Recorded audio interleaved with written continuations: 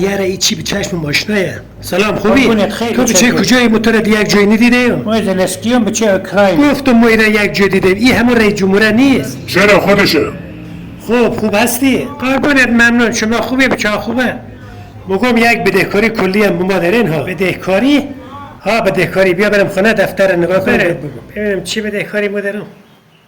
نگاه همونجوری دفتر دی اینجا تمام حساب کتابات را بایدن نوشته. بایدن همونجوری داد به خدا. کن اجازه بده.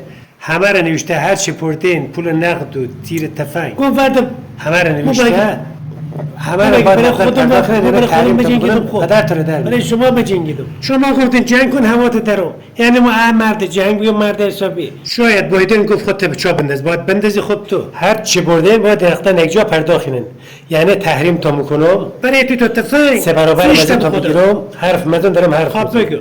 سه برابر از تو میگیرم. اینجا آمریکای مویم ترامپ.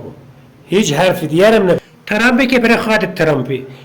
در این حرف زور میزنیم. مگه ما چی بودیم؟ 4 تا تیر تفنگ بردیم، 4 تا موشک بیا، 4 تا توپ تانک بیا، 4 تا هم طیاره هم تازه نبیا. اگه من پول جمعستنی این را بید مودم. تازه همین هم بید نمودم. فهمیدی؟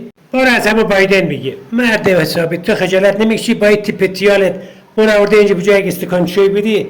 همه ورات حساب کتاب. زورت به ایران نمرسه. سر و جون ما وردشته.